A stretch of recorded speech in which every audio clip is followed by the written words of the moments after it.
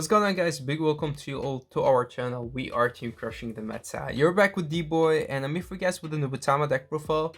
So we have already done one Nubatama deck profile on our channel with Chris, of course, our specialist when it comes to Nubatama. And there was one question that people asked, yo, D-Boy, didn't you play the Great One double crit in the deck? And yes, I do play him, but Chris doesn't. Chris focuses actually more on the double guard with Suo, I think his name is. Yes, with this card. So he focuses on the combination of these two for your opponent to not be able to guard from their hand anymore by having those cards in the hand. And me, I focus more on that double crit with the Great One.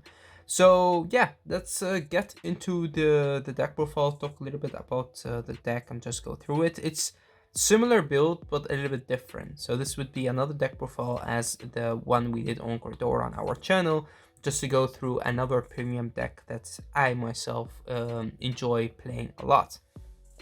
All right, for the grade 3 lineup, as we always start with the grade 3 lineup, we played 4 copies of Jamie. This is, of course, your ace of the deck. If you're looking for the SVRs, then yes, I don't have them. They're all at Chris's because he's our expert. For me, I'm okay with having the VRs. I mean, these are decks that I enjoy playing, but play more for fun. Yes, I do play Mayakoni and Nubatama for fun. So yeah, the 4 copies of Jamie. It's an important card to have in the deck. It's a simple skill, but it's just so effective.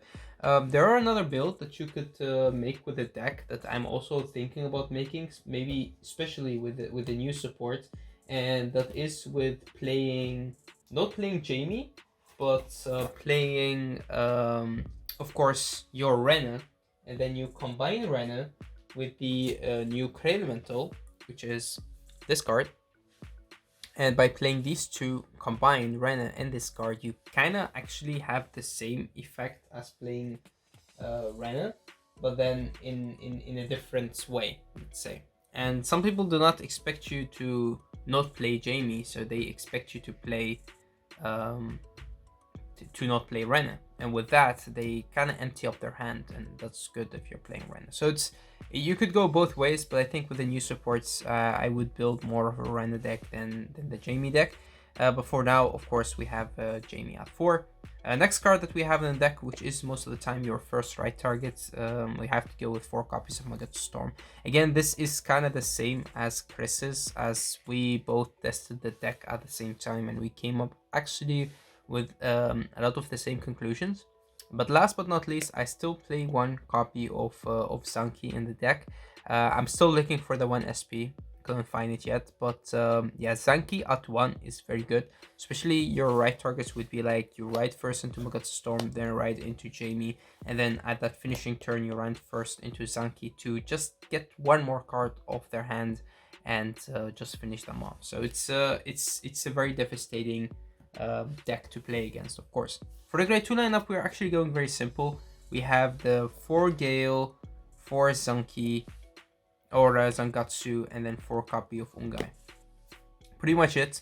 Ungai is the card that you need to keep at 4. The same goes for Zangatsu to give you those tokens, and Gale is just too good to take out. The reason why this card is at 4 because he combines very, very, very well with of course our Ungai. Our Great One double crit. Right, so for the Great Ones, yeah, Ungai combines well with this card. That's what I meant to say.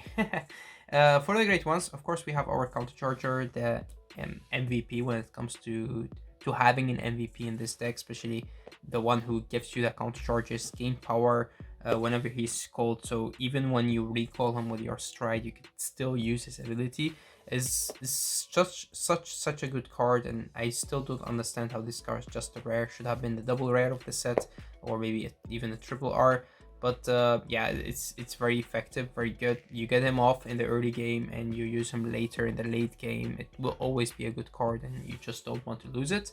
Next card we have is the Great One double crit. This is the card that you guys have been asking about, and I will show you later how effective this card could be. especially if your opponent could not guard him anymore. So this would be attacking twice, and your opponent would need to guard him 2 times. And that's one of the things that makes this card such a good card. Next, for the great ones, we have a lot of 2-offs, or actually two 2-offs.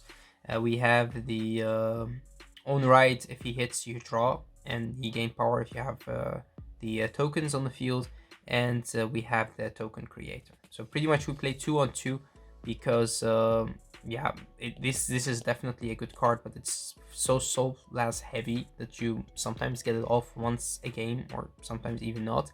And this is just a card that you want to write into, otherwise you could just put it on the field, get back to your hand. It's good shield value, and it could get the extra 5k, which is good. And last but not least, we play 1 copy of Funky. It's definitely an interesting card to play in the deck. I don't think it's necessary to play at 2 or 3. It's just a tech card, and what he does, you count +1, you put him into your soul, and if your opponent, if you have a Nubatama Vanguard, of course, but you do, it's on all cards. If your opponent's hand is 3 or more, then you 1 card from that cards from their hand get binded at random, and they get it back to their hand at the end of the turn. The thing about this card is that makes it so effective is that in that turn that they have only the 4 cards in their hand, you could activate this card ability, and then you could put them back to 3. And 3 cards in their hand is just not enough to guard your attacks. If you combine them with this, then they go back to 3, and with him they go back to 2, which is just crazy and stupid, but it's just pretty good and effective. And that's the reason why you play at least 1, because it sometimes it just comes at a surprise for your opponent that you still play this card. Just another card that goes to the soul as well. It does cast a counter blast, but it does give you at least a soul blast, a soul charge. And he goes away from hand, of course. So we play the V starter. Why? Because yeah, there are not many starters that you want to run in Nubatama. There are some good starters, don't get me wrong, but especially if you play more of a dominate build. But pretty much it's good to have that extra soul and the draw in the early game, and the quick shield is also nice. I mean, in this deck you sometimes need that extra draw power engine. For the crits, we play 3-on-3. Again, just the same as Chris's deck.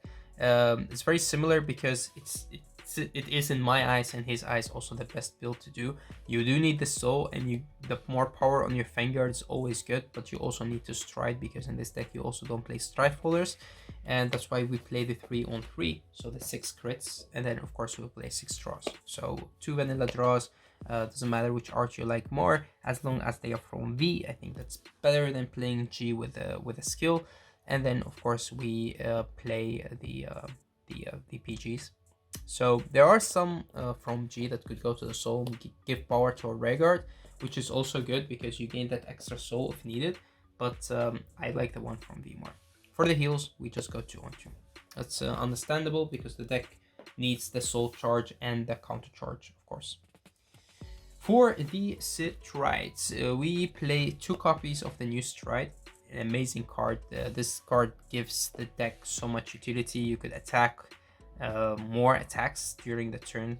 Also, if you go on Jamie, the only thing you need is to create some tokens, have a soul to use. But the thing is with this card is that it's good to use as a card to rush your opponent, but even attacking it to Vanguard, his skill will go off. It's good offensively and defensively. We have talked about this in multiple videos, and this is the card that Nubatama needed in my eyes, so that's why he is in at 2. I've never really felt that I needed a 3rd copy because there are some other good strides as well, but yeah, I could see myself running a 3rd copy. One of the reasons is Attack Alert.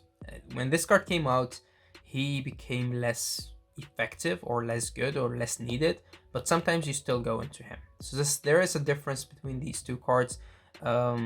Sometimes you cannot create the tokens, sometimes you don't want to commit to the field, you just want to go into him, then you could do that. So yeah, both of them are good, but yeah, some different situations require some different strides.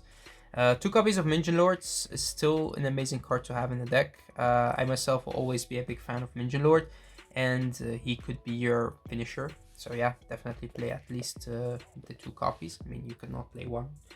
This card requires you to flip something. Then we have a bunch of one-offs.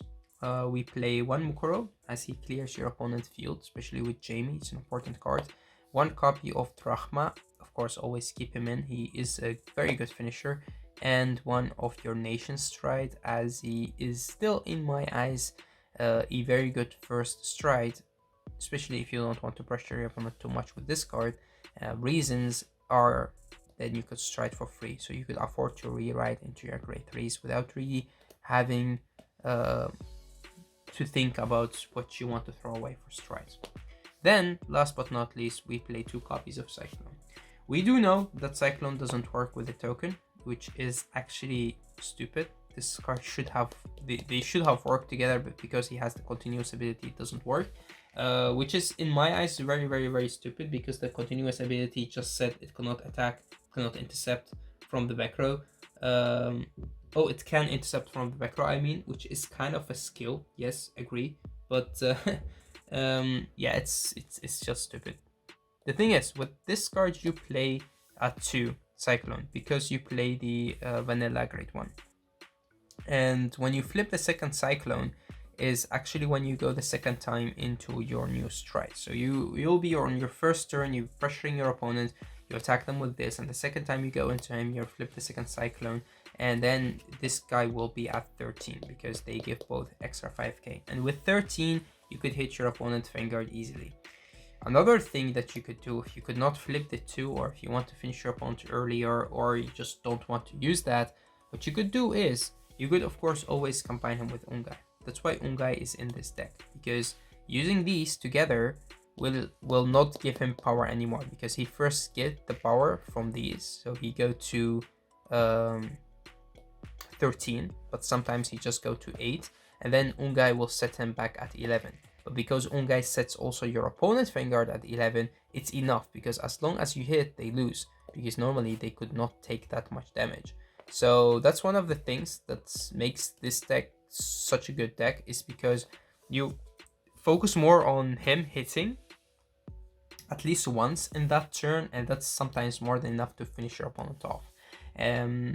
That's the differences between this deck and the deck that Chris plays, is that I focus more on this combo, and he focuses more on the combo that your opponent would need to guard with 2 cards, which both of the combos are good, but it's just different preference. Right, a card that we don't play is of course the new Ninja Lord. I dislike the card. I think that if you get the choice to target yourself, then that would have been better, but because he costs a Count Blast, because your opponent targets, I don't think it's necessary to play him. But if you don't want to play the Cyclone, then yes, you could play him. For the G-Guards, this is a stable, I think, in Nubatama, so you play the 2-2-1. That's pretty much, I think, that most Nubatama decks will play it like this. Pretty much, if you want to change it to something different, you could. If you want to play a Desmild, you could. If you want to play a Seabreeze in the deck, you could. But yeah, so that's actually it for the deck profile. I'd like to, of course, to thank you all for watching. Thank you for all the love, the support you give to our channel. Don't forget to check the deck profile that we did on Chris, because he was able to get 2nd place with the Thank You Fest in the Netherlands, and in the other tournaments he was also able to get to the top 8. So a very impressive result going with Nuba. And also with the new Nubatama will be revealed and released, we will have more deck profiles for you guys. Also, standard Nubatama will be more interesting, and premium will become stronger, as well as Rene could make a comeback, because now we have a different grade 3 lineup that we could play. So definitely keep an eye for this amazing card, which is of course the Rene. I've chilled too much in the binder, and it's time that he makes his comeback. Alright guys, again, thank you all for watching. Until next time.